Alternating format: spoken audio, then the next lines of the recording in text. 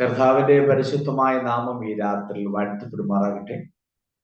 ദൈവവചന പഠനത്തിനായി സൂം പ്ലാറ്റ്ഫോമിൽ വന്നിരിക്കുന്ന കർത്താവിന്റെ വിലപ്പെട്ട ദാസന്മാർ, മാതാപിതാക്കൾ, സഹോദരന്മാർ എല്ലാവരെയും യേശുക്രിസ്തുവിന്റെ നാമത്തിൽ ഹൃദയാംഗമായി സ്വാഗതം ചെയ്തുകൊള്ളുന്നു.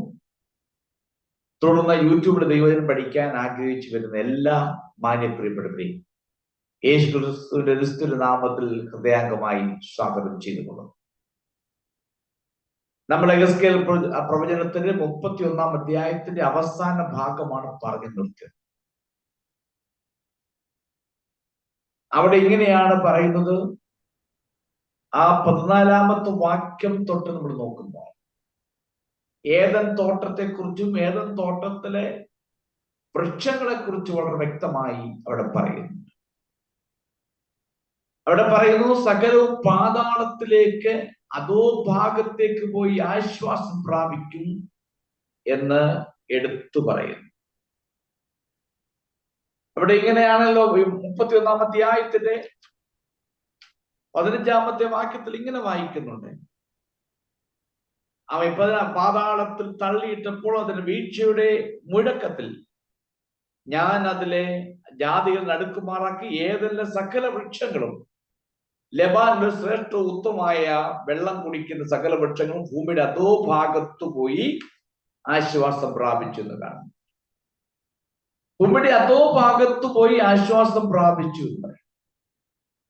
14 വാക്യം മുതൽ നാം നോക്കുമ്പോൾ പാതാളമെന്നും അതോ ഭാഗമെന്നും ഒക്കെ ഇങ്ങനെ ആവർത്തിച്ച് പറയുന്നുണ്ട്.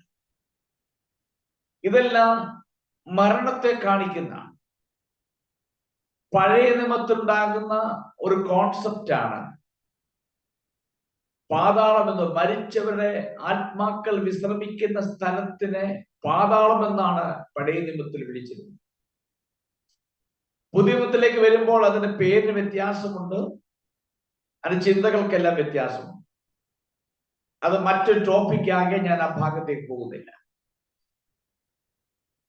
ഇവിടെ ഇത്രേ നമുക്ക് മനസ്സിലാക്കാൻ കഴിയുന്നുള്ളൂ. ഏദൻ തോട്ടത്തിൽ ദൈവത്താൽ നട്ടുപിടിപ്പിക്കപ്പെട്ട തോട്ടം.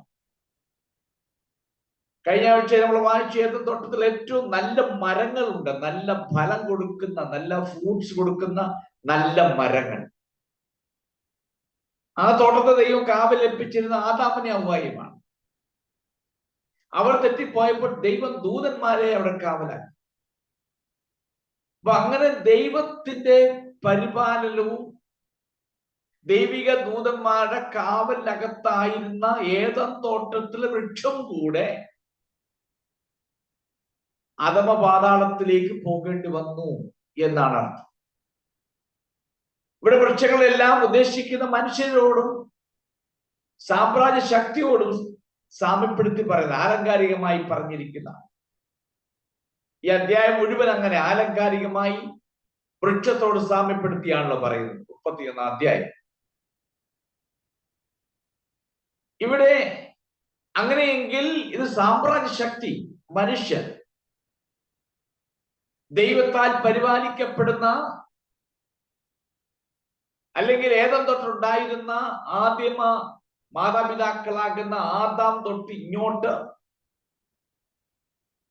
സകല മനുഷ്യരും അതിൻ്റെ അകത്ത് ഞാൻ കഴിഞ്ഞ ആഴ്ച ഓർപ്പിച്ചതുപോലെ ഉയർച്ച താഴ്ച വ്യത്യാസം കൂടാതെ, രാജാവെന്നോ ജനങ്ങളെന്നോ വ്യത്യാസമില്ലാതെ സകല മനുഷ്യരും മരണത്തിലൂടെ കടന്നു പോകേണ്ടവരാണ് എന്ന് ഈ ഭാഗത്തോട് വ്യക്തമായി പറയുക. ഇവിടെ ഈ ഫറവോനോട് പറയുകയാണ്, ദൈവത്താൽ പരിപാലിക്കപ്പെട്ടിരുന്ന തോട്ടത്തിലെ വൃക്ഷം അത് ഭൂമിയുടെ അധോഭാഗങ്ങളിലേക്ക് പോയി ആശ്വാസം പ്രാപിക്കുന്നു പറഞ്ഞാൽ മനുഷ്യർ മരിച്ചവരുടെ ആത്മാക്കൾ ആശ്വാസ സ്ഥലത്ത് പോയിരിക്കുന്നു എന്നർത്ഥം. അങ്ങനെയെങ്കിൽ ലോകത്തിൽ ജനിച്ച സകല മനുഷ്യരും അതിൻ്റെ അകത്തൊരു വ്യത്യാസമില്ലാതെ അവർക്കായി ഒരുക്കപ്പെട്ടിരിക്കുന്ന സ്ഥലത്ത് പോയി വിശ്രമിക്കും എന്നാണ് ഭാഗം കൊണ്ട് അർത്ഥമാക്കുന്നത്. ആ ഭാഗം എടുത്തെടുത്ത് പറയുന്നുണ്ട്. അത് എന്താണെന്ന് വെച്ചാൽ ഫറോ രാജാവിനെ ഒരിക്കൽ കൂടെ മനസ്സിലാക്കി കൊടുക്കുകയാണ്. ഫറോ രാജാവിനെ മാത്രമല്ല, ദൈവജനം പഠിക്കുന്ന ഓരോരുത്തരെയും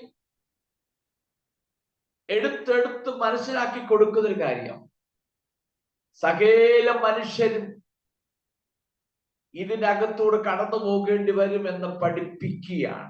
ഇതൊരു ദൃഷ്ടാന്തമാണ്. നമ്മൾ 18ാമത്തെ വാക്യമാണ് പറഞ്ഞു നിർത്തിയത്. അവിടെ ആ ഭാഗം ഒന്ന് പറഞ്ഞിട്ട് 32ാം അധ്യായത്തിലേക്ക് പ്രവേശിക്കുക. ആ 18ാമത്തെ വാക്യം വായിച്ചു. അങ്ങനെ നീ മഹത്വത്തിലും വലിപ്പത്തിലും ഏദനിലെ വൃക്ഷങ്ങളിൽ ഏതിനോട് തുല്യമാകുന്നു. എന്നാൽ നീ ഏദനിലെ വൃക്ഷങ്ങളോട് കൂടെ ഭൂമിയുടെ അധോഭാഗത്ത് ഇറങ്ങിപ്പോകേണ്ടി വരും. വാളാൽ നിഹിതന്മാരായവരോട് കൂടെ നീ അഗ്രചർമ്മികളുടെ ഇടയിൽ കിടക്കും. ഇത് ഫറവോനും അവന്റെ സകല പുരുഷാരവും തന്നെ എന്ന് യഹോവയായ കർത്താവിന്റെ അരുളപ്പാട്. ഈ അധ്യായം അവസാനിക്കുമ്പോൾ ഒരു ചോദ്യത്തോടു കൂടിയാണ് അവസാനിപ്പിക്കുന്നത്. ആ ചോദ്യം ഇങ്ങനെയാണോ? വൃക്ഷങ്ങളിൽ ഏതെല്ലാം വൃക്ഷങ്ങളിൽ ഏതിനോട് തുല്യമാകുന്നു? ഈ അധ്യായം ആരംഭിക്കുമ്പോഴും ഇതുപോലൊരു ചോദ്യം ചോദിച്ചുകൊണ്ട് ആരംഭിക്കുക. ആ 2ാമത്തെ വാക്യത്തിൽ കൊടുത്തിട്ടുണ്ട്, ഭംഗിയുള്ള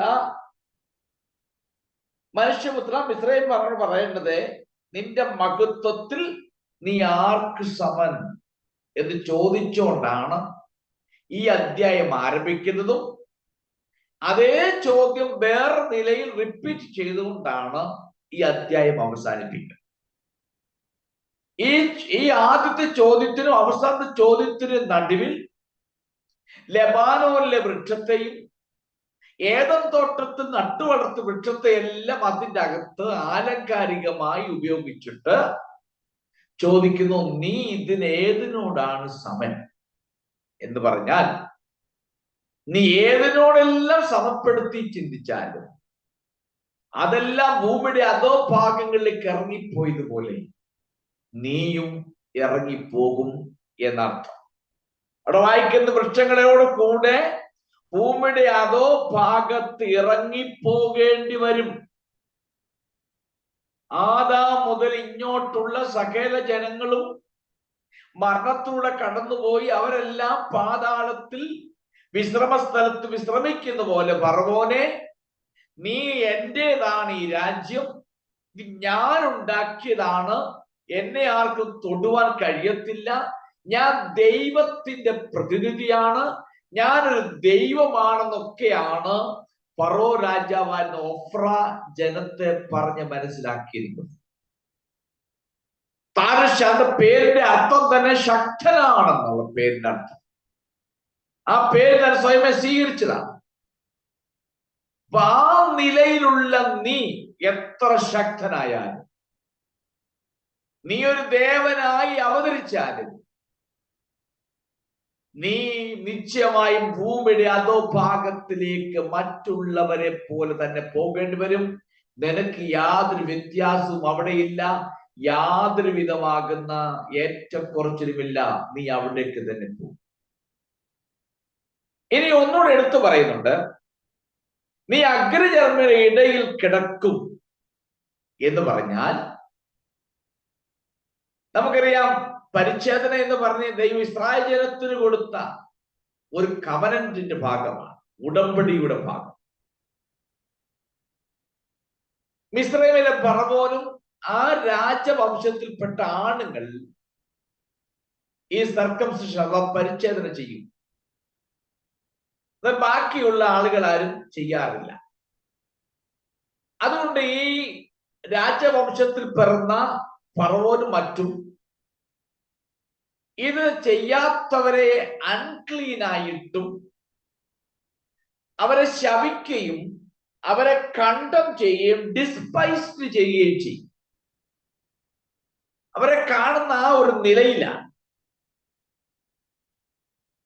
അപ്പൊ ആ നിലയിൽ, കാരണം പഴയ നിയമത്തിന്റെ പല ഭാഗത്തും ദാവീദും ഗോലിയാത്തുമായുള്ള യുദ്ധത്തിലും ദാവീദ് പറയുന്നുണ്ട്, അഗ്രചർമ്മിയായ നിന്നോട് ഞാൻ അപ്പൊ തീരെ ഒരു കണ്ടം ചെയ്തുള്ള ഒരു വർത്തമാനമാണ്. അപ്പൊ അതുപോലെ തന്നെ ഫറവോന് മാത്രം ഉള്ളതാണ് അവർ രാജ്യത്ത് ഈ പരിച്ഛേദന. ബാക്കിയുള്ളവരെല്ലാം അശുദ്ധരാണ് എന്ന നിലയിൽ തള്ളിക്കളയുകയാണ്. ഇവിടെ യഹോവയായ ദൈവം പറയുന്നു, നീ പരിച്ഛേദനയുടെ പേരും പറഞ്ഞ് നീ ക്ലീനാണ്, നീ അവരിലും വ്യത്യസ്തനാണ് എന്ന് പറയുന്ന നീ ആരെ നിന്ദിച്ചുവോ ആരെ പഴിച്ചുവോ നീ അതോ ഭാഗത്തിലേക്ക് ഇറങ്ങി ചെല്ലുമ്പോൾ നിന്റെ വാസം അവരോടൊപ്പമാണ് എന്ന് പറഞ്ഞാൽ, പരിച്ഛേദന ഏറ്റ നീയും പരിച്ഛേദന ഏൽക്കാത്തവരും എല്ലാം ഒരുപോലെ അവിടെ ഉണ്ട്, മാറ്റമില്ല. നമുക്ക് ഇതിനകത്തൊരു ഭാഗം മനസ്സിലാക്കാനാണ്. നമ്മൾ ഏതെല്ലാം നിലയിൽ മുൻപോട്ട് പോയാലും നമ്മൾ യഥാർത്ഥമാകുന്ന ഒരു പരിച്ഛേദന നമ്മുടെ ജീവിതത്തിൽ ഇല്ലെങ്കിൽ, നമ്മൾ ഏതെല്ലാം കൂട്ടങ്ങളിൽ പോയവരായാലും, എത്രയെല്ലാം ദൈവജനം പഠിച്ചാലും, എത്രയെല്ലാം ദൈവസന്നിധിയിൽ നമ്മളായിരുന്നാലും, നാം മറ്റുള്ളവരെ പോലെയാകും എന്നൊരു പാഠം ഇതിനകത്തുണ്ട്. ഫറവോ പരിച്ഛേദനയേറ്റു. ദൈവത്തിന് വിരോധമായി ദൈവത്തോട് മത്സരിച്ച് ജീവിച്ചു, ദൈവത്തെ വെല്ലുവിളിച്ച് ജീവിച്ചു. അവൻ ഏറ്റവും വലിയ ദൈവമായി കണ്ടിരുന്നത് അവന്റെ നൈൽ നദിയെയാണ്. അത് മതിയായിരുന്നു അവർക്ക്.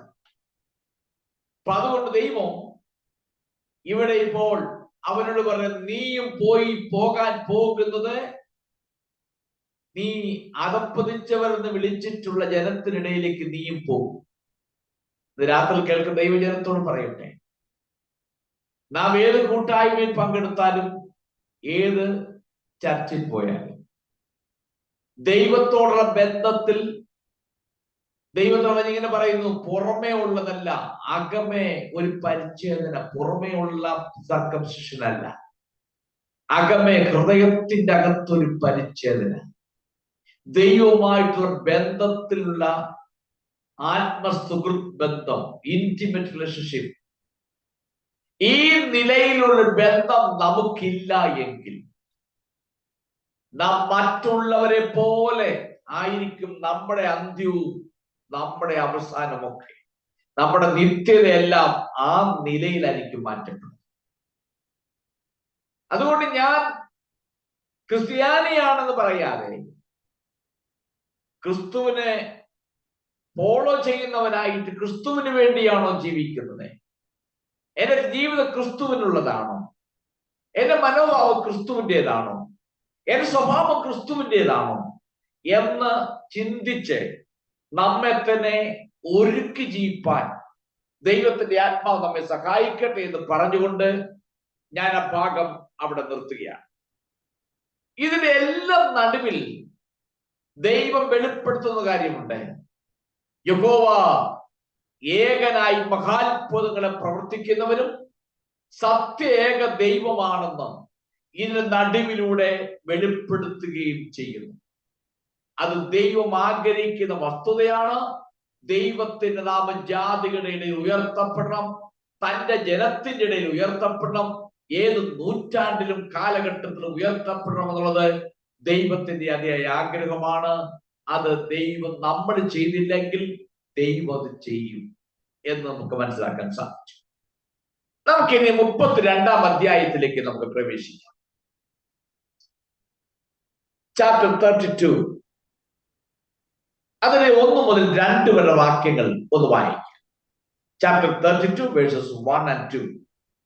12-ാം ആണ്ട് 12-ാം മാസം 1-ാം തീയതി യഹോവയുടെ അരുളപ്പാട് എനിക്കുണ്ടായത് എന്തെന്നാൽ, മനുഷ്യപുത്ര, നീ മിസ്രയീം രാജാവായ ഫറവോനെ കുറിച്ച് ഒരു വിലാപം തുടങ്ങി അവനോട് പറയേണ്ടത്, ജാതികളിൽ ബാലസിംഹമായുള്ളവേ, നീ നശിച്ചിരിക്കുന്നു. നീ കടലിലെ നക്രം പോലെയായിരുന്നു. നീ നദികളിൽ ചാടി കാൽ കൊണ്ട് വെള്ളം കലക്കി നദികളെ അഴുക്കാക്കി കളഞ്ഞു. ഓക്കെ, ദൈവത്തിന്റെ ന്യായവിധി വരുമ്പോ ഒരിക്കൽ പ്രബലനായ ഈജിപ്റ്റ് മറ്റ് രാജ്യങ്ങളുമായി എങ്ങനെ ചേരുമെന്നോ ഒരു കാവ്യാത്മക രൂപത്തിൽ അഥവാ ശൈലിയിൽ പറയുവാൻ ദൈവം യെഹെസ്കേലിന് നിർദ്ദേശം കൊടുക്കുകയാണ്. അതുകൊണ്ട് ഈ അധ്യായത്തിന്റെ പ്രാരംഭം മുതൽ അവസാനം വരെ ആ കാവ്യാത്മകമാകുന്ന ശൈലിയിൽ ആലങ്കാരികമായിട്ട് യഹോവയായ ദൈവം പറഞ്ഞതനുസരിച്ച് യെഹെസ്കേൽ ആ ഭാഗം വിശദീകരിച്ചുകൊണ്ടിരിക്കുകയാണ്. മറ്റൊരു കാര്യം, ദൈവത്തെ ബഹുമാനിക്കുവാനും അവന്റെ ദൈവത്തിന്റെ നിർദ്ദേശങ്ങൾ പാലിക്കുവാനും ഈ ഫറവോൻ വിസമ്മതിച്ചിട്ടുണ്ട്. നമുക്കറിയാം, ഇസ്രായേൽ ഇസ്രായേലിൽ കടന്നപ്പോൾ അവൻ ദൈവത്തെ ചോദ്യം ചെയ്തു, ദൈവം അയച്ചവരെ വരെ ചോദ്യം ചെയ്തു. ആ സ്വഭാവം അവരത്തെ പിൻതലമുറകൾക്കെല്ലാം ഉണ്ടായിരുന്നു എന്ന് മനസ്സിലാക്കാൻ കഴിയുന്നു. ഇപ്പോഴും ആളുകൾ അവരെ കുറിച്ച് അങ്ങനെ പറയാറുണ്ട്, ഈജിപ്തുകാരെ കുറിച്ച് വാക്കുപാലിക്കത്തില്ല. അപ്പോൾ ദൈവത്തെ ബഹുമാനിക്കുവാനും ദൈവത്തിന്റെ നിർദ്ദേശങ്ങൾ പാലിക്കുവാനും അവൻ വിസമ്മതിച്ചു. പകരം അവൻ ആഗ്രഹിക്കുന്ന ആരെയും എന്തിനെയും ഏതിനെയും ആരാധിക്കുവാൻ അവൻ തെരഞ്ഞെടുത്തു. അതിന്റെ ഫലമായി അവന്റെ രാജ്യത്ത് ന്യായവിധി വരുന്നു എന്ന് നമുക്ക് മനസ്സിലാക്കാൻ കഴിയുന്നുണ്ട്. ഈ 1-2 വാക്യങ്ങൾ വായിച്ചപ്പോ ഈ അധ്യായം ആരംഭിക്കുന്നത് ഒരു പ്രത്യേക തീയതിയോടുകൂടിയാണ് ആരംഭിക്കുന്നത്. 12-ാം ആണ്ട് 12-ാം മാസം 1-ാം തീയതി ഈ അരുളപ്പാട് ആ സമയത്തുണ്ടാക്കി. അതായത് യെരൂശലേമിന്റെ പതനത്തിന് ശേഷം 19 മാസം കഴിഞ്ഞപ്പോൾ, ഏകദേശം 1.5 വർഷം കഴിഞ്ഞപ്പോൾ യെഹെസ്കേൽ പ്രവാചകനുണ്ടായ അരുളപ്പാടാണ് ഇത്. 12-ാം ആണ്ട് എന്ന് പറയുമ്പോൾ ഇവിടെ ഉദ്ദേശിക്കുന്നത് യഹൂദയിലെ രാജാവായ യെഹോയാക്കീനെ പ്രവാസത്തിലേക്ക് കൊണ്ടുപോയതിന്റെ 12-ാം ആണ്ട് ആണ് ഈ സംഭവം നടന്നത്. BC 585 മാർച്ച് മാസമാണ് യഹോവയുടെ അരുളപ്പാട് യെഹെസ്കേലിനുണ്ടായി. ഈ 2-ാം വാക്യത്തിൽ ഫറവോ രാജാവിനെ 2 മൃഗങ്ങളോട് സാമ്യപ്പെടുത്തി പറയും. ഒന്ന് ബാലസിംഹം, മറ്റൊന്ന് കടലിലെ നക്കരം. ചില ട്രാൻസ്ലേഷൻ മുതല എന്ന് കൊടുത്തിട്ടുണ്ട്, ക്രോക്കഡോയിൽ. ഈജിപ്ത് രാജാവിനെ കുറിച്ചുള്ള ഒരു വിലാപമാണ് നടന്നത്. ഏത് സമയത്ത് നടന്ന വിലാപം പാടുവാൻ പറഞ്ഞത് ഇസ്രായേൽ ജനത്തെ അഥവാ യഹൂദ ജനത്തെ ഫറവോൻ പല സമയങ്ങളിലും സഹായിച്ചിരുന്നു. യഹൂദ ജനം ഫറവോനെ ആശ്രയിച്ചിരുന്നു. നെബൂഖദ്നേസർ ആദ്യം യഹൂദയെ ആക്രമിക്കാൻ വന്നപ്പോൾ ഫറവോന്റെ നേതൃത്വത്തിലാണ് നെബൂഖദ്നേസർ എതിരിട്ടതും നെബൂഖദ്നേസർ അവിടെ നിന്ന് മാറിപ്പോയതും ഫറവോന്റെ നേതൃത്വത്തിലുള്ള സൈന്യം തരുന്നപ്പോഴാണ്. അപ്പൊ അതുകൊണ്ട് ഏത് കാലഘട്ടത്തിലും ഇസ്രായേൽ ജനം അതോ യഹൂദ ജനം ഫറവോനെ ആശ്രയിച്ചിരുന്നു. പിന്നീട് വന്നപ്പോൾ ബാബിലോൺകാർ അതിക്രമിച്ച് കയറുകയും യഹൂദ ദേശം പൂർണ്ണമായും ബാബിലോണിന്റെ അധികാരത്തിലായിത്തീരുകയും ചെയ്തു. ഈ സമയം യഹൂദ ജനത്തിന് ഈജിപ്തിന്റെ മേലുള്ള പ്രതീക്ഷ, ഹോപ്പ്, യഹൂദ ജനത്തിന് ഈജിപ്തിന് മേലുള്ളതായ ട്രസ്റ്റ് പൂർണ്ണമായി നഷ്ടപ്പെട്ടു. കാരണം നെബൂഖദ്നേസർ പിന്നീട് വന്ന് ആക്രമിച്ചപ്പോൾ ഫറവോൻ ഒന്നും ചെയ്യുവാൻ കഴിഞ്ഞില്ല, കഴിയാതെ മാറിപ്പോയി എന്ന് ചരിത്രം പഠിപ്പിക്കുന്നു. അപ്പോൾ യഹൂദ ജനത്തിന് ഫറവോന്റെ മേലും ഈജിപ്തിന് മേലുള്ള ആശ്രയം നഷ്ടപ്പെട്ടതിന് ശേഷം, അഥവാ ആ ഹോപ്പ്, പ്രത്യാശ നഷ്ടപ്പെട്ടതിന് ശേഷമാണ് യഹോവയായ ദൈവം എഹെസ്കേലിന് പറയുന്നത്, ഫറവോനെ ഓർത്ത് നീ ഒരു വിലാപഗീതം പാടും. ഒന്നത് ഞാൻ നമ്മെ ഓർപ്പിച്ച പോലെ ഇവിടെ രണ്ട് മൃഗങ്ങളോട് സാമ്യപ്പെടുത്തി പറയും. ഒന്ന്, ഒരു യുവസിംഹത്തെ പോലെ, ബാലസിംഹത്തെ പോലെ ആയിരുന്നു പറയുന്നു. ബാലസിംഹം എന്ന് പറയുമ്പോൾ ദൈവം ഇങ്ങനെ പറയുന്നുണ്ട്, ബാലസിംഹങ്ങളും ഇര കിട്ടാതെ വിശന്നിരിക്കും, യഹോവയെ അന്വേഷിക്കുന്നവർക്ക് നന്മയ്ക്കും കുറവില്ല എന്ന് പറയുന്നു. എന്ന് പറഞ്ഞാൽ ബാലസിംഹം എന്ന് പറയുമ്പോൾ യുവസിംഹമാണ്, യൂത്താണ്. അതിന് ഭയങ്കര പവറാണ്. അതിന് ഏത് സമയവും എവിടെ കയറി ചെല്ലാനും, എത്രമാത്രം ഓടണമെങ്കിലും ഓടുവാനും, ഇരയെ പിടിക്കുവാനും, അതിനെ വലിച്ചു കൊണ്ടുവന്ന് എത്തിക്കാനുള്ള നല്ല ആരോഗ്യം ഒരു യുവ സിംഹത്തിനുണ്ട്, ബാലസിംഹത്തിനുണ്ട്.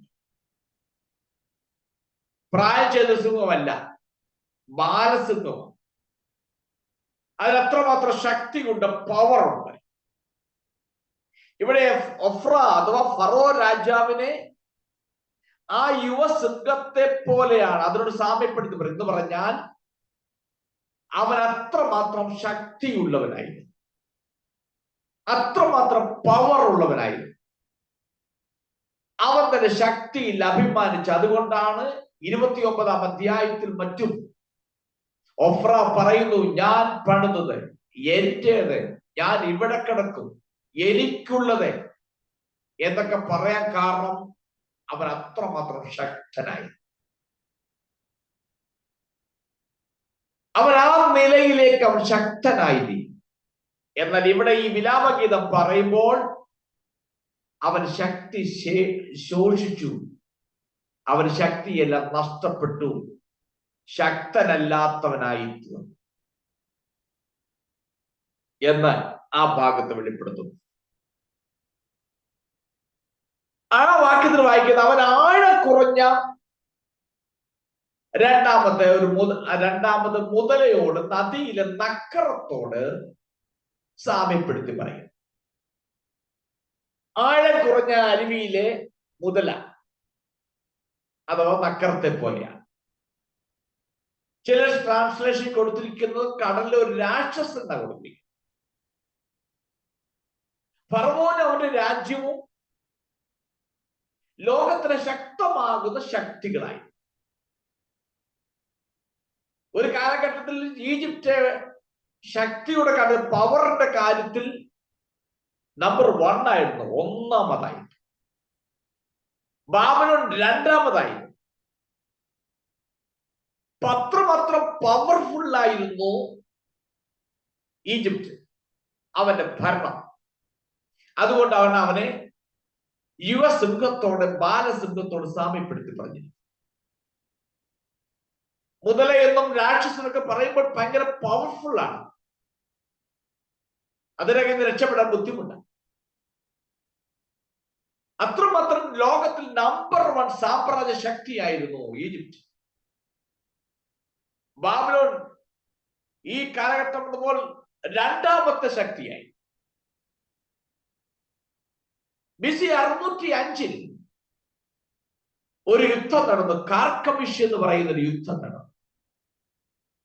ആ യുദ്ധത്തിലാണ് ബാബിലോൺ ശക്തിപ്പെട്ട് ഈജിപ്തിനോട് യുദ്ധം ചെയ്ത് ഈജിപ്തിനെ തോൽപ്പിച്ച് ഈജിപ്തിനെ കീഴടക്കുന്നു. അങ്ങനെയാണ് ബാബിലോൺ 1-ാം സ്ഥാനത്തേക്ക് വരുന്നത്. ഈജിപ്തിൽ ഏത് കാലഘട്ടത്തിലും മറ്റ് രാജ്യങ്ങളുടെ മേൽ സ്വാധീനമുണ്ടായി. മറ്റ് രാജ്യങ്ങളെ പല നിലകളിലും അവർ പ്രയാസപ്പെടുത്തുവാൻ, ബുദ്ധിമുട്ടിക്കുവാനുള്ള ശക്തി അവരുണ്ടായിരുന്നു. കപ്പം തരണം, ടാക്സ് തരണം എന്നൊക്കെ പറഞ്ഞ് ജനത്തെ ഉപദ്രവിക്കുവാൻ, മറ്റ് രാജ്യങ്ങളുടെ ജനത്തെ ഉപദ്രവിക്കാനുള്ളതായ ഒരു പവർ അവനുണ്ടായിരുന്നു എന്ന് നമുക്ക് മനസ്സിലാക്കാൻ കഴിയുന്നുണ്ട്. അപ്പൊ ആ നിലയിലുള്ളതായ ശക്തനായ ഒരു രാജാവ്, അതാണ് 1ഉം 2ഉം വാക്യങ്ങളിൽ പറയുന്നത്.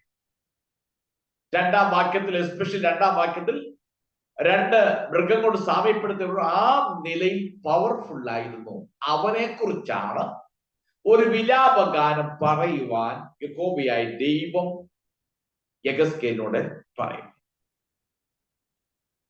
ഇനി എന്നാൽ അവൻ ചെയ്തൊരു കാര്യമുണ്ട്. 2ാമത്തെ വാക്യത്തിൽ വായിക്കും, നീ നദികളിൽ ചാടി കാൽ കൊണ്ട് വെള്ളം കലക്കി നദികളെ അഴുക്കാക്കി കളഞ്ഞു എന്ന് യഹോവ ഇപ്രകാരം അരുളിച്ചെയ്തു. നദി, അതിലെ വെള്ളം നീ കാലുകൊണ്ട് കലക്കി എന്ന് വ്യക്തമായി പറയും. ഫറവോൻ വെള്ളത്തിൽ കാലുകൊണ്ട് തട്ടുന്നൊരു വലിയ ദൃശ്യം ഇവിടെ രചനാ രൂപത്തിൽ നമ്മളെ കാണിക്കുന്നു. രചനയിലൂടെ ഒരു ദൃശ്യം നമുക്ക് കാണാൻ കഴിയും. എന്നാൽ അവൻ ചെയ്തത് വെള്ളത്തിൽ ചെളി പുരണ്ട് അതിനെ കലക്ക വെള്ളമാക്കി. അവൻ വെള്ളത്തിലെ ചെളിയെ ഇളക്കിയെങ്കിലും അവനൊന്നും നേടാൻ കഴിഞ്ഞിട്ടില്ല. കൂടാതെ യഹോവയുടെ അനുസരണക്കേട് കാണിച്ചതല്ലാതെ ഇത്രയൊക്കെ കലക്കിയിട്ടും നദികളിൽ നിന്നും അവനൊരു പ്രയോജനവും അവന് ലഭിച്ചില്ല. എന്ന് പറഞ്ഞാൽ നദികൾ അവന്റെ ദൈവമായി കണ്ടിരുന്നു. നൈൽ നദി മണ്ണ്, നൈൽ നദി മണ്ണ് ചേർന്നുള്ള ശാഖകളും ഉപശാഖകളും ഈജിപ്തിന്റെ വലിയൊരു നന്മയായി, ദൈവമായി അതിനെ കണ്ടിരുന്നു. ആ നിലയിൽ ഇളകി മറിച്ചിട്ടും ആ നദികൾക്ക് അവനെ രക്ഷിക്കുവാൻ കഴിഞ്ഞില്ല എന്ന് നമുക്ക് മനസ്സിലാക്കാൻ കഴിയും. ഈ നിലയിലൊക്കെ ചെയ്തിട്ടും അവനൊന്നും നേടുവാൻ കഴിഞ്ഞില്ല എന്ന് വ്യക്തമായി ഈ ഭാഗത്ത് പഠിപ്പിക്കുന്നു. നമുക്കിനി 3 മുതൽ 8 വരെയുള്ള വാക്യങ്ങൾ നമുക്ക് വായിക്കാം. യഹോവയായ കർത്താവ് ഇപ്രകാരം അരുളി ചെയ്യുന്നു, ഞാൻ അനേകം ജാതികളുടെ കൂട്ടത്തെ കൊണ്ട് നിന്റെ മേൽ എന്റെ വലയെ വീശിക്കും. അവർ എന്റെ വലയിൽ നിന്നെ വലിച്ചെടുക്കും. ഞാൻ നിന്നെ കരയ്ക്ക് വലിച്ചിടും. നിന്നെ വെളിമ്പ്രദേശത്തെറിഞ്ഞു കളയും. ആകാശത്തിലെ പറവയൊക്കെയും നിന്റെ മേൽ ഇരിക്കുമാറാക്കി സർവഭൂമിയിലെയും മൃഗങ്ങൾക്ക് നിന്നെ ഇരയാക്കി തൃപ്തി വരുത്തും. ഞാൻ നിന്റെ മാംസത്തെ പർവ്വതങ്ങളിന്മേൽ കൂട്ടി നിന്റെ പിണം കൊണ്ട് താഴ്വരകളെ നിറയ്ക്കും. 6 വേണോ പാസ്റ്റർ? 6 വേണോ? ഞാൻ നിന്റെ ചെളി നിലത്തെ മലകളോളം നിന്റെ രക്തം കൊണ്ട് നനയ്ക്കും. നീർച്ചാലുകൾ നിന്നാൽ നിറയും. ഓക്കെ, ഈ 3 മുതൽ 8 വരെയുള്ള വാക്യങ്ങൾ ഫറവോനെ ഒരു വലിയ കടൽ രാക്ഷസനായി കണക്കാക്കി അവനെ ഒരു വലിയ വലയിൽ അകപ്പെടുത്തി പിടിച്ച് കരയിലേക്ക് വലിച്ചിടുമെന്ന് വളരെ ഉറപ്പായി യഹോവ ദൈവം പറയും. 29ാമത്തെ അധ്യായത്തിൽ പറയുന്നത്, ഞാൻ വെള്ളത്തിൽ കിടക്കുന്നു, നദിയിൽ കിടക്കുന്നു. അപ്പൊ അത് അവിടെ തന്നെ പറഞ്ഞു, ഞാൻ നിന്റെ ചെകിളയിൽ ചൂണ്ടലിട്ട് നിന്നെ വലിച്ച് വെളിപ്രദേശത്ത് കൊണ്ടിടുമെന്ന് പറയുന്നു. ഇവിടെ അത് വീണ്ടും ആവർത്തിക്കുന്നു. ഇവിടെ ചൂണ്ടയല്ല, ഞാൻ എന്റെ നെറ്റ് ജാതികളെ ഏൽപ്പിച്ച് ആ നെറ്റിൽ, ആ വലയിൽ നിന്നെ ഞാൻ അകപ്പെടുത്തി വലിച്ചെടുത്ത് നിന്നെ ഞാൻ പിടിച്ചു വെളിയിൽ കരയിൽ കൊണ്ടിടും. ഒരു വലിയ മൃഗത്തെ പിടിക്കുന്നത് പോലെ പിടിച്ച് ഞാൻ നിന്നെ കരയിൽ ഉപേക്ഷിച്ചു. അവിടെ 2-3 കാര്യങ്ങൾ എടുത്തു പറയുന്നു. ഒന്ന്, അത് പക്ഷികൾക്ക്, അവന്റെ ആ ശരീരം പക്ഷികൾക്കും കാട്ടിലെ മൃഗങ്ങൾക്കും ഭക്ഷണമായി മാറും. അങ്ങനെ രാക്ഷസനായി അതോ വെള്ളത്തിൽ വളരെ മുതലയായി ഞാൻ ഉണ്ടാക്കിയത് എന്നൊക്കെ പറയുന്ന ഒഫ്രയെ ഒരു മുതലയെ പോലെ നെറ്റിന്റെ അകത്ത് അകപ്പെടുത്തി വെളിയിൽ കൊണ്ടുവന്നിരുന്നു. അവൻ ചത്തുപോയി, ജീവനില്ലാത്തവനായിട്ട്. എന്നിട്ട് അതിന്റെ മേൽ കുത്തിയിരുന്ന പറവകൾ വന്ന് കൊത്തിപ്പറത്തി തിന്നും. മൃഗങ്ങൾ അതിനെ വലിച്ചു കീറി തിന്നും. അവിടെ കൂടെ തീർന്നില്ല. ആ ചത്ത മുതല മറ്റുള്ളവർക്ക് ഭക്ഷണമായി മാറ്റപ്പെടും. ഇവിടെ പ്രധാനമായി മനസ്സിലാക്കേണ്ട മറ്റൊരു കാര്യം, മൃതദേഹങ്ങൾ സംസ്കരിക്കുവാൻ പോലും ആരുമില്ലാതെ പോയി. ആരും അത് ചിന്തിച്ചില്ല, കണ്ടില്ലെന്നാണ്. നമുക്കറിയാം, നമ്പൂരിക്ക് ഓർപ്പിച്ച പോലെ ഈജിപ്തിലെ രാജവംശത്തിൽ മരിക്കുമ്പോൾ, ഉന്നതന്മാർ മരിക്കുമ്പോൾ അവരുടെ ഡെഡ് ബോഡി കേടുകൂടാതെ സൂക്ഷിക്കുന്ന ഒരു സിസ്റ്റം ഈജിപ്തിൽ പരമ്പരാഗതമായിട്ടുണ്ട്. ഇവിടെ വന്നപ്പോൾ പറയുന്നു, നിന്റെ ശരീരം അങ്ങനെ സൂക്ഷിക്കുവാൻ കഴിയാത്ത നിലയിൽ ഞാൻ വലിച്ചു കയറ്റി മരുഭൂമിയിൽ കൊണ്ടിട്ട് അവിടെ വെച്ച് സകല പക്ഷികളും മൃഗങ്ങളും നിന്നെ കൊത്തിപ്പറിച്ച് വലിച്ചു കീറി തിന്നും.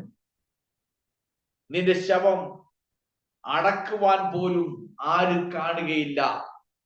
ഈജിപ്തിന്റെ മേൽ വരുന്ന ശിക്ഷയുടെ വലിയ ഒരു അനുഭവമാണ് അവിടെ വെളിപ്പെടുത്തിയിരിക്കുന്നത്. ഇനി 4-ാമത്തെ വാക്യം വായിച്ചു. ഞാൻ നിന്നെ കരയ്ക്ക് വലിച്ചിടും, നിന്നെ വെളിമ്പ്രദേശത്ത് എറിഞ്ഞു കളയും, ആകാശത്തിലെ പറവയൊക്കെയും നിന്റെ മേൽ ഇരിക്കുമാറാക്കി സർവഭൂമിയിലെയും മൃഗങ്ങൾക്ക് നിന്നെ ഇരയാക്കി തൃപ്തി വരുത്തും. നോക്കണം, ഞാൻ നിന്നെ കരയ്ക്ക് വലിച്ചിടും. വേദപണ്ഡിതന്മാർ പറയപ്പെടുന്ന അക്ഷരാർത്ഥത്തിൽ സംഭവിച്ചു എന്നാണ് വേദപണ്ഡിതന്മാർ പറയുന്നത്.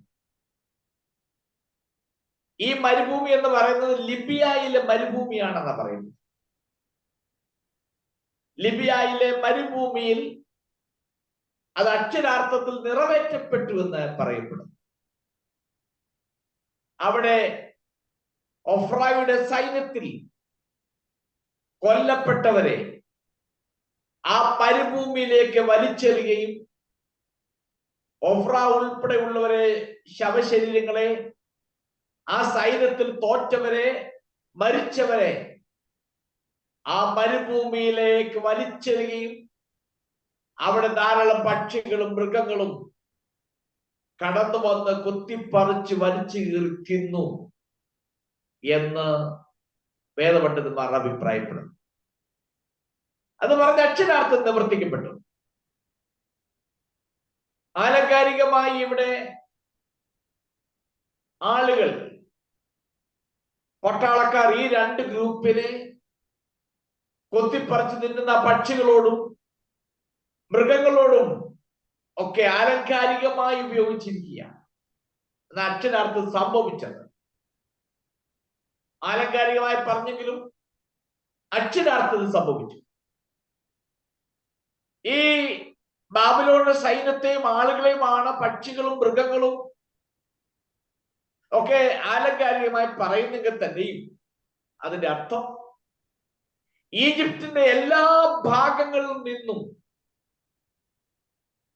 ബാബിലോൺ സൈന്യം അതിക്രമിച്ച് കയറിയിട്ട് ഇതിനെയെല്ലാം തെരഞ്ഞു പിടിച്ച് ശേഖരിച്ചുകൊണ്ട് കൊന്നുകളയുകയും വലിച്ചെറിയുകയും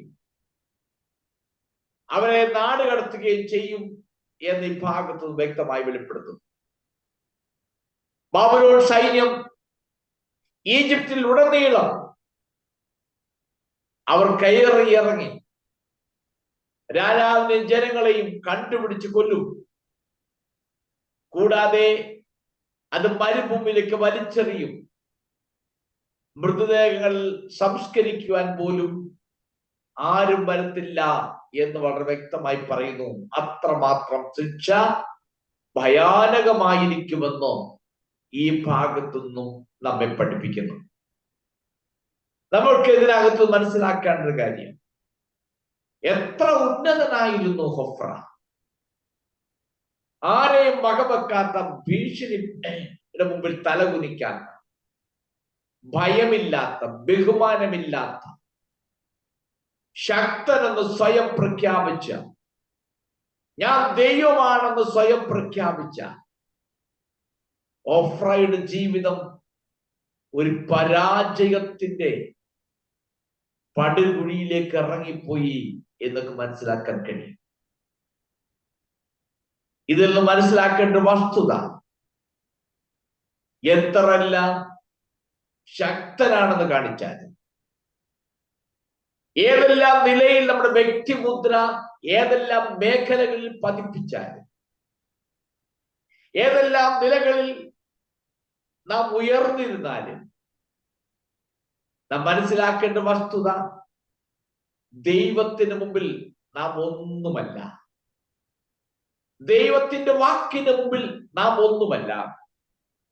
ദൈവിക പ്രവർത്തനത്തിന് മുമ്പിൽ നാം ഒന്നുമല്ല. ഹൊഫ്രയെ കൊണ്ടുവന്ന് ഒന്നുമില്ലാത്ത വെറും പറമ്പിലേക്ക് അഥവാ മരുഭൂമിയിലേക്ക് വലിച്ചെറിയുന്ന അനുഭവത്തിലേക്ക് മാറ്റപ്പെട്ടു. ശക്തനായിരുന്ന ഹൊഫ്രയും സൈന്യവും ആ നിലയിലേക്ക് മാറ്റപ്പെട്ടു. ഇനി അതിന്റെ 6ഉം 7ഉം വാക്യം വായിച്ചു. ഞാൻ നിന്റെ ചെളി നിലത്തെ മലകളോളം നിന്റെ രക്തം കൊണ്ട് നനയ്ക്കും. നീർച്ചാലുകൾ നിന്നാൽ നിറയും. നിന്നെ കെടുത്തു കളയുമ്പോൾ ഞാൻ ആകാശത്തെ മൂടി അതിലെ നക്ഷത്രങ്ങളെ കറുപ്പുടിപ്പിക്കും. ഞാൻ സൂര്യനെ മേഘം കൊണ്ട് മറയ്ക്കും. ചന്ദ്രൻ പ്രകാശം നൽകുകയുമില്ല. ഇത് ഇവിടെ വായിക്കും. 6ാമത്തെ വാക്യം, നിന്റെ രക്തം കൊണ്ട് നനയ്ക്കും. ഇത് ഫറവോന്റെ പരാജയവും മരണവും കാണിക്കുന്നു. ഇത് ലോകത്തിനൊരു നല്ല കാര്യം എന്ന നിലയിലാണ് പ്രസ്താവിക്കുന്നത്. ആ ഒരാശയം വരുന്നത്, അത് ഭൂമിക്ക് വെള്ളം പോലെ ആയിരിക്കുമെന്ന് പറയും. ഇതുപോലൊരു അനുഭവം, രക്തം കൊണ്ട് നനയ്ക്കപ്പെട്ട ഒരു അനുഭവം വർഷങ്ങൾക്ക് മുമ്പ് ഈജിപ്തിൽ നടന്നിട്ടുണ്ട്. ഇസ്രായേൽ ജനം മിസ്രൈമിൽ അടിമകളായി പാർത്തപ്പോൾ അവർക്കുണ്ടായ, അവരെ വിട്ടയക്കുവാൻ വേണ്ടി ദൈവം അയച്ച ആദ്യത്തെ ബാധ ഇതായിരുന്നു. പുറപ്പാട് പുസ്തകം 7-ാം അധ്യായം 19-ാമത്തെ വാക്യം ഒന്ന് വായിച്ചു. Exodus chapter 7 verse 19. യഹോവ പിന്നെയും മോശയോട്, നീ അഹരോനോട് പറയേണ്ടത് എന്തെന്നാൽ, നിന്റെ വടിയെടുത്തിട്ട് മിസ്രയീമിലെ വെള്ളത്തിന്മേൽ അവരുടെ നദി, പുഴ, കുളം എന്നിങ്ങനെ അവരുടെ സകല ജലാശയങ്ങളുടെ മേലും കൈനീട്ടുക. അവ രക്തമായി തീരും. മിസ്രയീം ദേശത്തെല്ലാടും മരപാത്രങ്ങളിലും കൽപാത്രങ്ങളിലും രക്തമുണ്ടാകുമെന്ന് കൽപ്പിച്ചു. ഇതുപോലൊരു അനുഭവമാണ് ആ കാലഘട്ടത്തിൽ സംഭവിച്ചത്. അതിവിടെ വീണ്ടും റിപ്പീറ്റ് ചെയ്യുക. നിന്റെ രക്തം കൊണ്ട് അവിടെ നനയ്ക്കും. സകലതും രക്തമായി മാറ്റപ്പെടുന്ന അനുഭവം മോശയുടെ കാലഘട്ടത്തിൽ ആ ബാധ സംഭവിച്ചതാണ്. അപ്പൊ ഇവിടെ ഇത് സംഭവിക്കുമ്പോൾ അന്ന് സംഭവിച്ച ബാധ നമ്മളെ ഓർമ്മിപ്പിക്കുന്നു. അതിലേക്ക് വീണ്ടും വിരൽ ചൂണ്ടുകയാണ്. ഫറവോന്റെ കാലഘട്ടത്തിൽ ഉണ്ടായിരുന്ന നൈൽ നദിയിലെ വെള്ളം, സകലവും വെള്ളവും രക്തമായി തീർന്നു. ഒന്നും ചെയ്യുവാൻ കഴിയാത്ത നിലയിലേക്ക് മാറ്റപ്പെട്ടു. അവിടെ വായിക്കുന്നത് എവിടെല്ലാം വെള്ളം ഉണ്ടായിരുന്നോ അവിടെയെല്ലാം രക്തമായി മാറ്റപ്പെട്ടെന്ന് വായിക്കുന്നു. അതാണ് ദൈവത്തിന്റെ പ്രവൃത്തി. അതിലേക്ക് വീണ്ടും നമ്മെ വിരലിട്ടുണ്ട്. ഇനി 7ാമത്തെ വാക്യങ്ങൾ വായിച്ച് ഭാഗം നമുക്ക് നിർത്താം. 7ാമത്തെ വാക്യം വായിച്ചു. ഞാൻ ആകാശത്തെ മൂടി അതിലെ നക്ഷത്രങ്ങളെ കറുപ്പുടിപ്പിക്കും. ഞാൻ സൂര്യനെ മേഘം കൊണ്ട് മറയ്ക്കും. ചന്ദ്രൻ പ്രകാശം നൽകുകയും ഇല്ല. അവിടെ വായിക്കുന്നു, നിങ്ങളുടെ ദേശത്ത് അന്ധകാരം സംഭവിക്കും, അന്ധകാരമുണ്ടാകും എന്നെടുത്ത് പറയുന്നുണ്ട്. എന്ന് പറഞ്ഞാൽ യഹോവ സൂര്യനെ മറയ്ക്കും, അതിന് പ്രകാശം ഉണ്ടാകുകയില്ല. ചന്ദ്രനും നക്ഷത്രങ്ങളും പ്രകാശം തരികയില്ല. ഈ വാക്യങ്ങൾ ഈജിപ്തുകാരുടെ മതത്തെയാണ് കാണിക്കുന്നത്. അവരുടെ മതം എന്ന് പറയാൻ കാരണം, ഈജിപ്തുകാരുടെ പ്രധാന ദേവനിൽ ഒരാളാണ് സൂര്യദേവൻ എന്ന് പറയുന്നത്, സൂര്യൻ എന്ന് പറയും. നമ്മൾ മുൻ അധ്യായങ്ങൾ കണ്ടു, സൂര്യനെ ആരാധിക്കുവാൻ വേണ്ടി ഒരു പ്രത്യേക സ്ഥലവും അതിനുള്ള ആലയവും ആ സ്ഥലത്തുണ്ടെന്നും ദൈവം അതിനുമേൽ ന്യായവിധി അയക്കുമെന്നും ഇത് മുൻ അധ്യായത്തിൽ നമ്മൾ കണ്ടതാണ്. അപ്പൊ അവിടെ പ്രധാന ദേവനിൽ ഒരാളാണ് സൂര്യദേവൻ. അപ്പൊ ആ സൂര്യദേവനെ ഇവരെ രക്ഷിക്കുവാൻ കഴിയാത്തൊരു അനുഭവത്തിലേക്ക് മാറ്റപ്പെടും. അവർ സൂര്യനെ ചന്ദ്രനെയും നക്ഷത്രങ്ങളെ അവർ ആരാധിച്ചിരുന്നു. ആ ദൈവങ്ങൾക്ക്, സൂര്യ ചന്ദ്ര നക്ഷത്രങ്ങൾക്ക് ഒഫ്രായുടെ രാജ്യത്തെ രക്ഷിക്കുവാൻ ശക്തിയില്ലാതായി തീർന്നു എന്ന് വ്യക്തമായി പറയും. അവിടെ വായിക്കുന്നത്, ഞാൻ കറുപ്പുടിപ്പിക്കും, ഞാൻ അതിനെ കറുപ്പുള്ളതാക്കി മാറ്റും, പ്രകാശമില്ലാത്തതാക്കി മാറ്റും. കാരണം ദൈവത്താൽ സൃഷ്ടിക്കപ്പെട്ടതാണ്. ദൈവത്തിന്റെ വാക്കിനാൽ ഉളവാക്കപ്പെട്ട സൂര്യനും ചന്ദ്രനും നക്ഷത്രവും. ദൈവം പറഞ്ഞാൽ അതിന് മുമ്പിൽ അത് നിശ്ചലമാകും എന്നൊരു യാഥാർത്ഥ്യത്തിന് പിന്നിലുണ്ട്. അവിടെ സൂര്യചന്ദ്രന്മാരെല്ലാം ദൈവത്തിന്റെ അധികാരത്തിൽ കീഴ്പ്പെട്ടിരിക്കുന്നു. ആ ഭാഗം നമ്മോട് ഉറപ്പിച്ചു പറയുകയാണ്. നാം വേദവസ്തു പഠിക്കുമ്പോൾ ഒന്നാമത്തെ ബാധയ്ക്ക് ശേഷം ഇതുപോലെ ഒരു സംഭവം, 9ാമത്തെ ബാധ, കൂരിട്ട് എന്ന് പറയുന്ന സംഭവം ഈജിപ്തിൽ മോശയുടെ കാലഘട്ടത്തിൽ ഉണ്ടായതായി നമുക്ക് കാണാൻ കഴിയുന്നുണ്ട്. നിങ്ങളുടെ സമയം പോലെ പുറപ്പാട് പുസ്തകം വായിക്കുമ്പോൾ 10ാം അധ്യായം എന്തോന്ന് വായിക്കുമ്പോൾ നിങ്ങൾക്കത് മനസ്സിലാക്കാൻ കഴിയും. അവിടെ കൂരിട്ടുണ്ടായി എന്ന് വ്യക്തമായി പറയുന്നു. ഇവിടെ ഈ സൂര്യനും ചന്ദ്രനും നക്ഷത്രങ്ങളും പ്രകാശം കൊടുക്കാതെ ഇരുണ്ടു പോകുമ്പോൾ, അതിനെ കറുപ്പിടിപ്പിക്കുമ്പോൾ, ആ ദേശത്ത് അന്ധകാരം വരുത്തുമ്പോൾ, മുൻകാലത്ത് നടന്ന ഒരു ബാധയിലേക്ക് വിരൽ ചൂണ്ടി നമ്മെ പഠിപ്പിക്കുന്നു. ദൈവം മുമ്പും ഈജിപ്തിനെ വിധിച്ചത് ഇതുപോലെയായിരുന്നു. ഈജിപ്തിയുടെ മഹാനായ സൂര്യദേവൻ തുടങ്ങിയവർക്ക് സഹായിപ്പാൻ കഴിയാതെ പോയി എന്നോട് വ്യക്തമായി പറയും. ഒരു വലിയ അന്ധകാരം ദേശത്തെ മൂടി. അവർ ദൈവങ്ങളൊന്ന് കരുതി ആശ്രയിച്ചതിനെ, അവർ സേവിച്ചതിനെ അവർക്കാർക്കും ഒഫ്രായെ വിടിവിക്കാൻ കഴിഞ്ഞില്ല. ഇതിലൂടെ ഒക്കെ വെളിപ്പെടുത്തുന്ന ഒരു കാര്യം, യഹോവയായ ദൈവം തന്നെ ഏക സത്യ ദൈവമെന്ന് വ്യക്തമായി നമ്മെ പഠിപ്പിക്കും. ഞാൻ ഈ വാക്കിൽ അവസാനിപ്പിക്കാൻ വേണ്ടി പോവുകയാണ്.